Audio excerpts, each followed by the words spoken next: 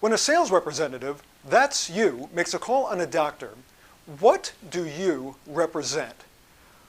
Well, certainly you represent a product or service, but to the doctor, you represent something else. Do you know what it is? It's change. And of course, doctors love change, right? Well, if you've been in this business for a while, you know the answer to that question. They don't like change. Why?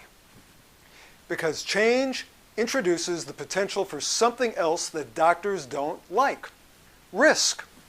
Doctors are in the risk management business, and often their first goal is to avoid risk or reduce it whenever possible.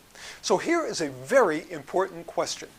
When it comes to risk, how does the doctor see you? As someone who will potentially increase risk, or someone who can potentially reduce risk? You see, one of the biggest challenges that medical sales reps have on a daily basis is getting time with the doctor. If you approach the doctor and inform him that your intention is to show him your new product, in his mind, does that represent increased risk or decreased risk? Well, it represents change. That we know for sure. And change represents increased risk. What you are going to have is a doctor who is just waiting for the opportunity to say no. Either no to your sales call or no to your product if you get to make the sales call. So how can you change this?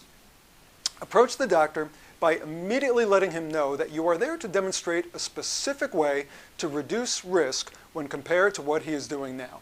For example, if your product can reduce complications, why not lead with that?